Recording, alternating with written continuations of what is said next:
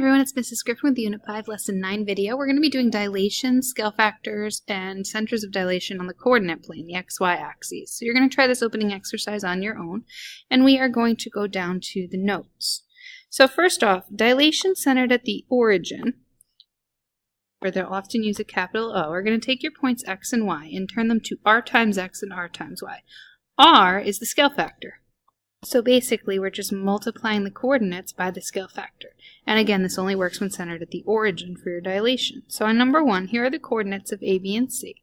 If we're dilating from the origin by 2, that means that we are going to take every single one of these coordinate points, x's and y's, and we're going to multiply each one by 2. So 3 times 2 is 6, 7 times 2 is 14, and we will do all of them all by 2. And then what will happen is we will graph these 3 points. And then when we connect them, we'll get the dilated triangle, which is centered at the origin.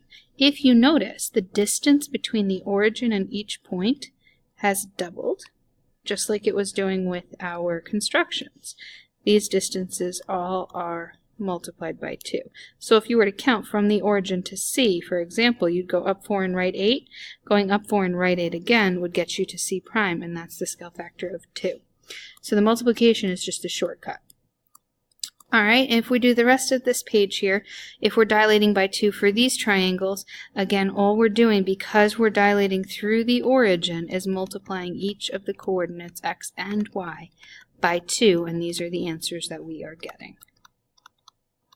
And then the same thing for this. Now we're multiplying these all by 2/3. Remember, multiplying a number, for example, -3 times 2/3, you're multiplying the top, which would be -6, and then dividing by 3. And so -6 divided by 3 is -2. Take 6 times 2 is 12, divide by 3, you'll get 4. And you're going to do the same thing for L and I. 0 times anything is 0. 3 times 2 is 6, divided by 3 is 2. And then for I, 6 times 2 is 12, divided by 3 is 4, and 0 times anything is 0. Now going back up, if we're dilating through any other point at all, we're going to do this on the graph. So we're going to count from the center of dilation, which is that other point, to each point in the pre-image. Then we're going to multiply the count, how far it is, by the scale factor. And then we're going to start back at the center of dilation and recount the new count. So if we go on to the next page, for example, number 3, we're dilating through the center of dilation will be 0, 3, which is this point, and we're going to multiply every count by 1/4. So if you look at the distance or the count to get from this center of dilation, I'll call it P, to point A. How you get from P to point A is that you go up 2, 3, 4. You go up 4. We're going to multiply that by 1/4 and only go up 1. So from P, our new point will be here, and this will be your A prime. Then we're going to do the same thing from P to B. How do you get from P to B? You go to the right 4 units. We're going to multiply that by the scale factor and now only go right 1 unit. And so when you go back from center P, right 1 unit, this will be your B prime. And then the same thing to get from P to C. We have to go right 2, 3, 4 and down 2, 3, 4. So we're doing both, down 4 and right 4, and multiplying each of those counts by the 1/4, and then ending up only going down 1 and right 1. So we're going back to the center of dilation to begin counting, and we're going right 1 and down 1, which will put our C prime here. And then you can make your new triangle. All right. If the scale factor is bigger than 1 and it makes the number larger, like here where we're going to do a center of dilation of 0, -1, but our scale factor is 2, you can do almost a shortcut. You can go from that point to A is only up 1, and we're going to double it because the scale factor is 2, and go up another 1. And that'll be A prime. To get from this center of dilation, I'll call it P, to B, you have to go upright. If you go upright again, you'll get your B prime because you've gone twice. Down right for C, 1 unit each. Down right again will get you C prime, and then you can just connect and make your new triangle. All right. Okay, now if your center of dilation is P and we're dilating by 2, we can do the same thing I was just saying, where we could just count again. We can just count it twice. So to get from P to J, 1, 2, 3, 4, 5, 6, I'm going up 6 units. So I need to go up a total of 12, which would be another 6. 1, 2, 3, 4, 5, 6. And that'll be your J prime. Same thing for K. Go up 2, 3, and right 1. If you go up 2, 3, and right 1 again, you'll have K prime. And for L, if you go up 2, 3, 1, 2, 3, 4, 5, up 2, 3, 1, 2, 3, 4, 5, and you'll have your L prime. And then we have our triangle. Now sometimes, a lot of times, it will say state the coordinates. Make sure you do if they ask you to. If we look at number 6, we're dilating from P, which is on the picture. Since P is a point on the picture, it's going to remain fixed. It's not going to move. Everything is going to move towards it or further away from it. And in this case, because our scale factor is 1/3, it's going to go towards it. So what I'm actually doing is I'm going to do the count from P to T. This is not something you have to write, but it does help most of us. So if we're going from P to T, we're going up 1, 2, 3, 4, 5, 6, 7, 8, 9, and left 3. And each one of those is going to get multiplied by the 1/3. And so we will only go up 3 and left 1. And that'll be your T prime. Do the same thing to get from P to D. So to get from P to D, you have to go up 9 and right 9. And we're multiplying each one of those by 1/3. So we're going up 3 and right 3. And remember to start that count back at point P, the center of dilation. Up 2, 3, right 2, 3. And that will be D prime. And then get from P to Z, it's 1, 2, 3, 4, 5, 6 units to the right. So if we multiply that by 1/3, we're only going to go right 2 units, and this will be Z prime. And we'll have our new trapezoid. Notice that we have a composition, meaning it has the little circles, which mean after, and remember how we always do those right to left. This is a combination of rigid motions, like translation and rotation, along with our dilation. This is what we call a similarity transformation. So we're going to do all 3 parts to it. So for starters, we're going to rotate this 180 degrees around O, which is the origin.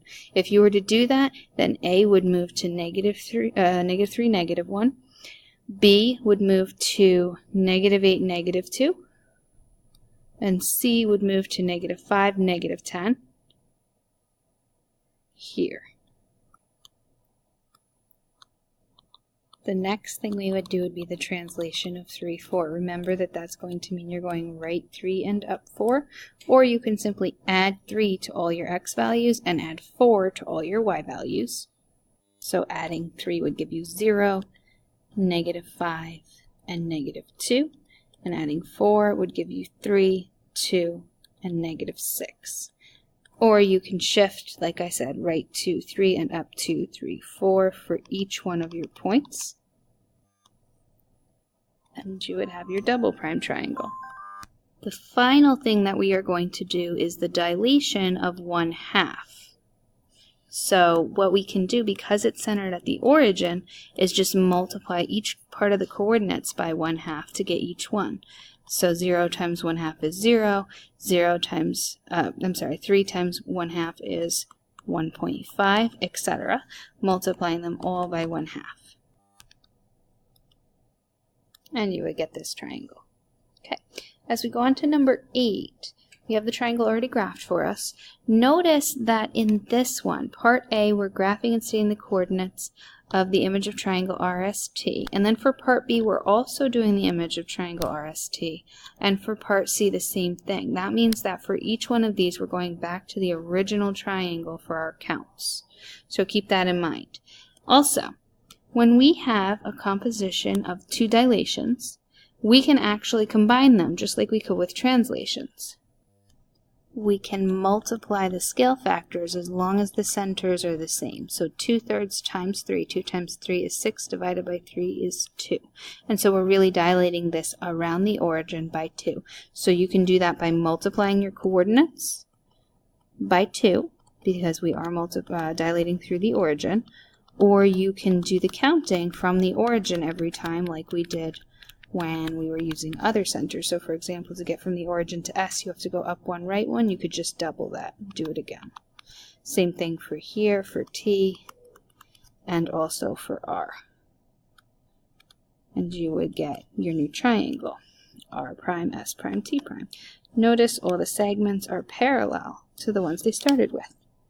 Okay, now for part B, what we are doing is a translation of 8, -4, and again doing that from the original triangle. So remember, if it's 8, -4, you're going right first and then down 4, or you can add 8 and subtract 4 for the points. So for part B, if you were just adding 8 and then subtracting 4, you would get 10, -7. For S, adding 8 and subtracting 4, and for T, adding 8 and subtracting 4. Or like I said, you could go right 8, 1, 2, 3, 4, 7, 8, and then down 4, but from the original. And you would get R prime, S prime, double prime, and T double prime that way. Notice this one was a rigid motion, that's why it was the same size as the other one versus the purple one, A. And then finally for C, we are going to do 2 different reflections working right to left. First, we're going to reflect over the line x equals 4. So I'm going to graph that line in green here.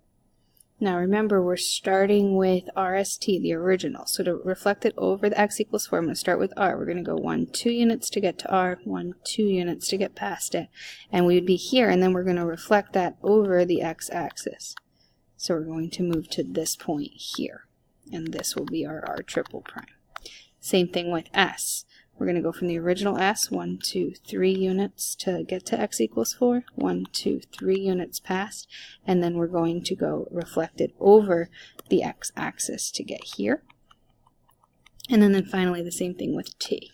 We'll start at the original T, 1, 2, 3, 4, 5, 6, 1, 2, 3, 4, 5, 6, and then reflect over the x-axis to get to this point here. And that will be our R triple prime, S triple prime, T triple prime. And remember, anytime it says state the coordinates, we have to write them down. All right, I will see you in class.